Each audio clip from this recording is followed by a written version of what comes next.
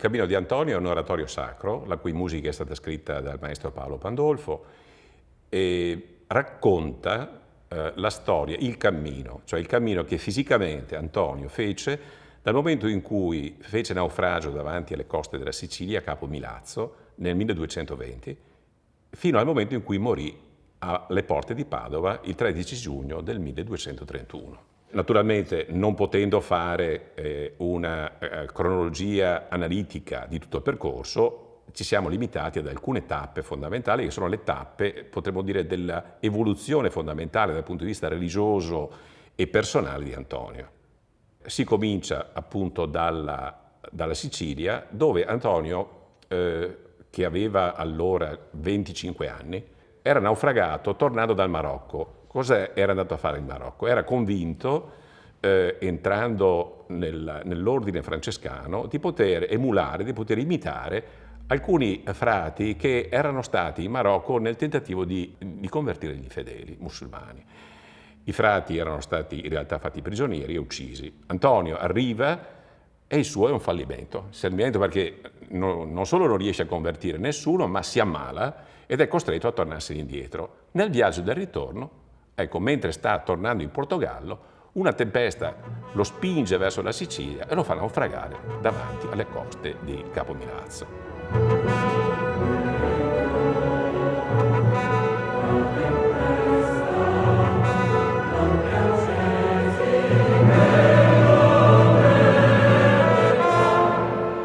Qui incontra una serie di fraticelli, sempre all'interno del movimento francescano, che lo invitano a seguirli e così comincia il cammino. Dunque il cammino di Antonio comincia così, con l'idea di andare ad Assisi, dove si sarebbe dovuta realizzare una grande riunione che avrebbe dovuto da Francesco cogliere quali erano le regole che Francesco voleva dare ad un movimento che era cresciuto moltissimo, che ormai si era diffuso in tutta Europa e che aveva necessità di avere appunto delle norme che ne regolassero la vita e l'espansione. Antonio, seguendo i fraticelli, arriva ad Assisi. E qui c'è il primo incontro, non sappiamo se sia un colloquio o meno, sicuramente un incontro visivo tra Antonio e Francesco. Il cuore, potremmo dire, del percorso, il momento in cui Antonio decide effettivamente di aderire al movimento francescano.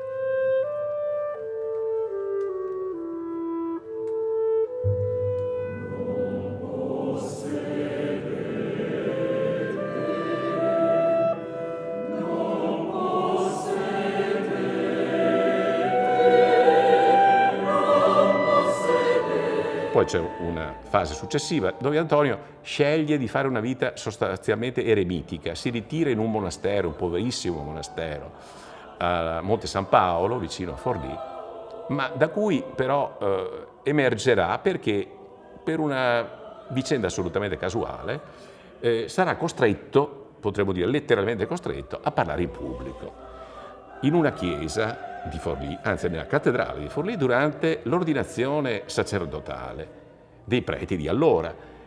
E che cosa avviene? Avviene che questo poverello, potremmo dire, che aveva scelto la vita solitaria, si rivela essere uno straordinario oratore, che riesce ad affascinare i suoi uditori. E così comincia la nuova vita di Antonio. Antonio che viene spinto ad andare addirittura su indicazione del Papa, su ordine del Papa, a predicare contro gli eretici.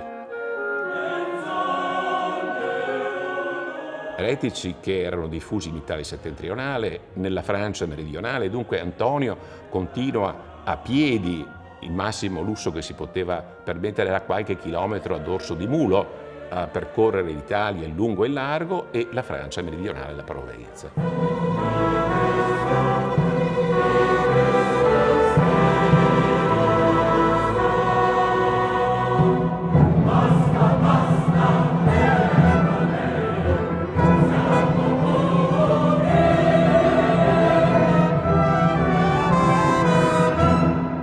E finalmente Antonio arriverà nell'ultimo anno della sua vita a Padova dove appunto morirà praticamente sul limitare della città il 13 giugno 1231.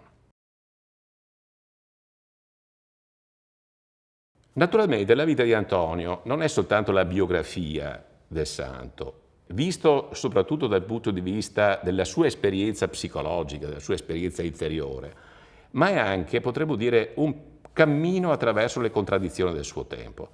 La prima contraddizione è la contraddizione dentro la Chiesa, tra la Chiesa trionfante, la Chiesa espressione del potere, la Chiesa ricca da una parte, e dall'altra parte invece la Chiesa povera, la Chiesa dei movimenti spirituali, del movimento francescano, che si richiama alla povertà evangelica come condizione fondamentale per seguire Cristo. Il secondo aspetto sono le contraddizioni di natura economica, il boom, potremmo dire, economico delle città di allora, tra cui Padova è una delle più eminenti, porta in contraddizione, potremmo dire, i nuovi grandi ricchi, che sono i grandi borghesi, i grandi mercanti, i grandi usurai, i grandi banchieri di allora, e la povera gente affamata proprio da quegli usurai, contro cui si scaglierà Antonio.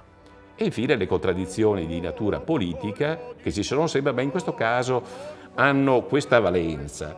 È il conflitto politico fra i grandi feudatari che avevano il loro potere nella terra, sulla terra, e invece i grandi borghesi che avevano il loro potere nel denaro e che stavano e risiedevano nella città. Quindi il contrasto fra l'esercito feudale, risultato dell'alto medioevo, e le nuove milizie cittadine che si scontrano per il controllo del territorio. Ecco, dentro queste contraddizioni passa la testimonianza di Antonio. Uomo colmo di tutto,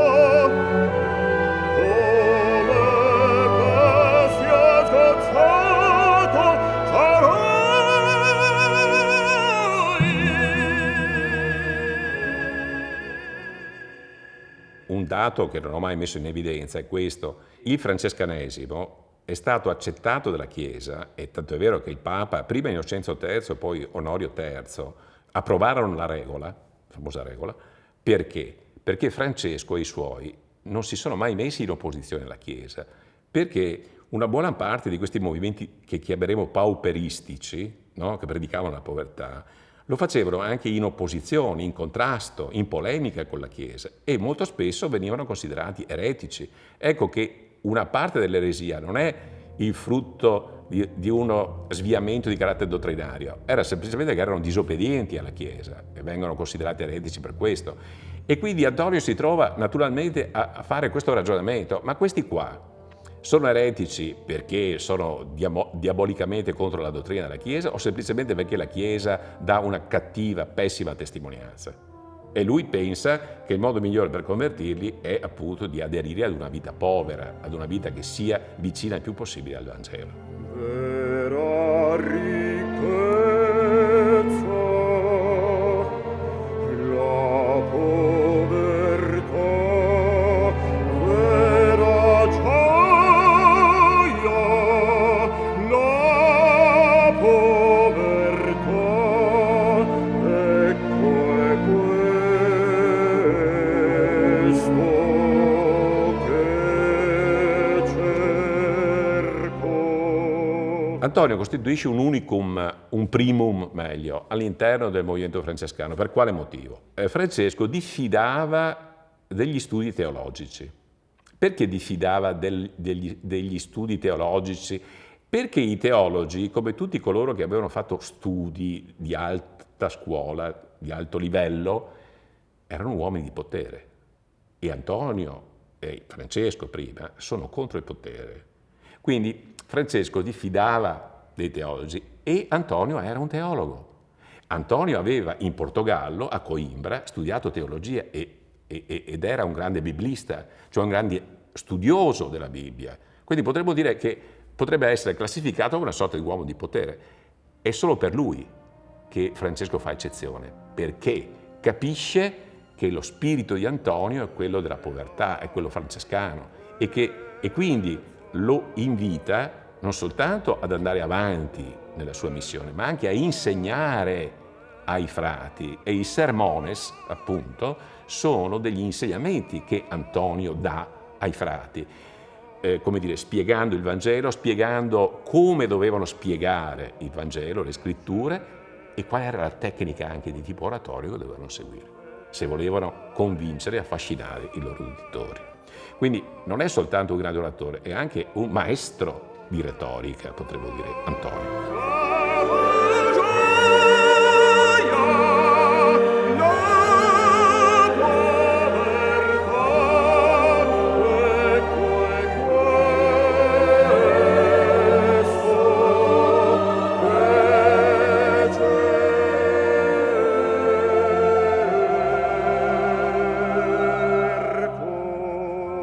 E quindi la famosa lettera che a un certo punto si cita, no, nell'opera, ad Antonio mio vescovo, va pure a predicare, eccetera, eccetera, rimanendo fedele al Vangelo, è una specie di sigillo che Francesco mette sulla missione di Antonio.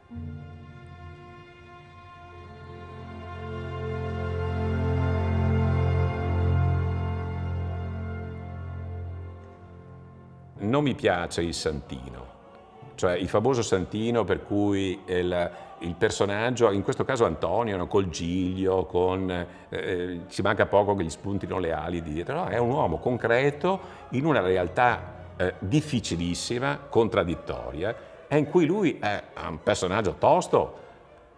Quando se la prende con i potenti, non è che lesini tanto le parole, insomma, cioè va giù di brutto di fronte all'ingiustizia rappresentata dal potente di turno.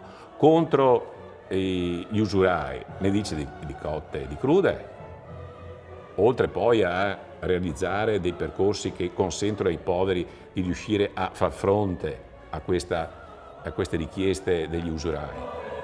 È un personaggio, i personaggi, anche i grandi santi, sono in realtà personaggi che vanno calati nel loro tempo per capirli meglio e per consegnarne la grandezza, che non è legata al fatto che sono mezzi angeli, ma che sono riusciti a confrontarsi con i problemi del loro tempo, cercando e dando anche una soluzione concreta, in molti casi, concreta.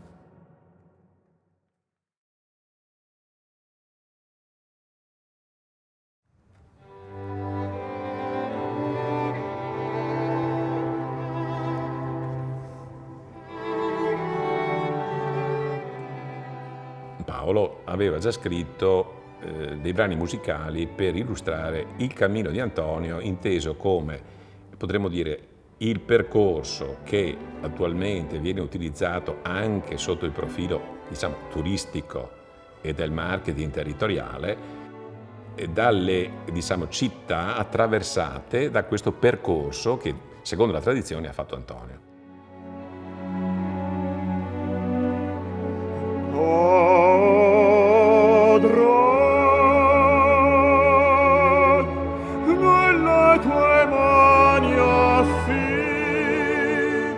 Mi dice, ma perché non possiamo dilatare questo discorso e farlo diventare insieme anche il racconto di Antonio che percorre il cammino?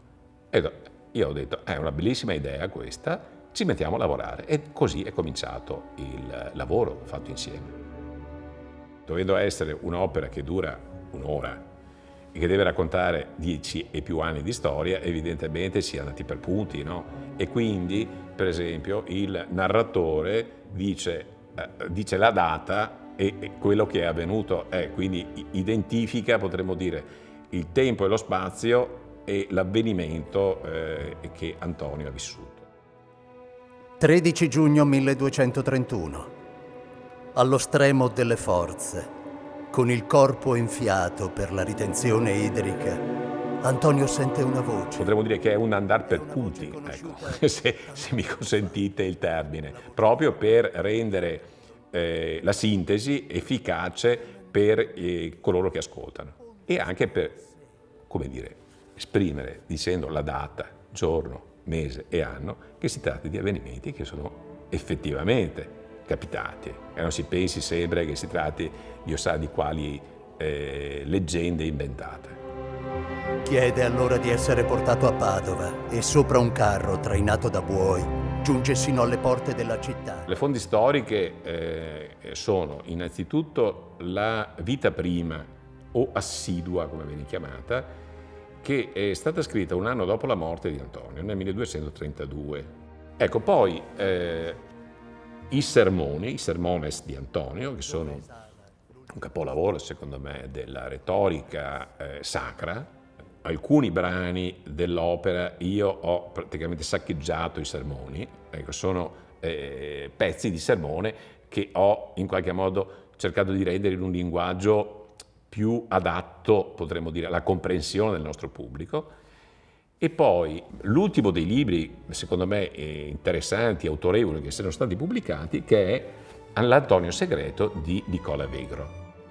Abbiamo buttato giù una specie di schema di carattere generale, come poteva venire l'opera, e io ho cominciato a scrivere i testi. Mano a mano che li scrivevo li mandavo a Paolo.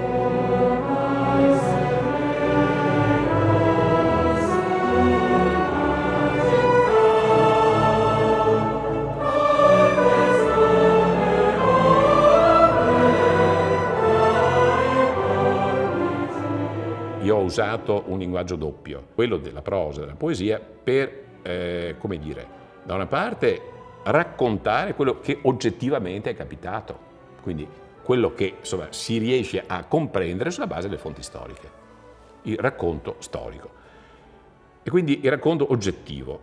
Invece la poesia serve ad esprimere il punto di vista soggettivo, cioè i sentimenti o di Antonio o dei personaggi che vi sono, per esempio i catari, cioè gli eretici che si ribellano contro il Papa, contro Roma, contro la Chiesa. Quindi i punti di vista soggettivi sono espressi in poesia.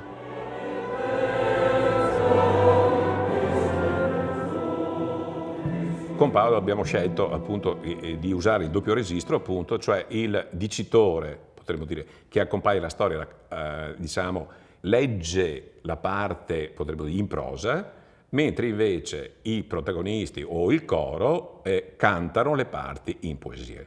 Poi naturalmente lui, soprattutto nella parte in poesia naturalmente, che è la parte, perché la musica poi accompagna anche la prosa, però è evidentemente più direttamente legata alla parte poetica, no? E quindi se c'erano delle assonanze, c'erano delle frasi che potevano essere ridotte, trasformate, qua la parola, si è lavorato come dire, di fino sui singoli termini in modo che dal punto di vista musicale risultasse l'equilibrio fra il testo e la musica.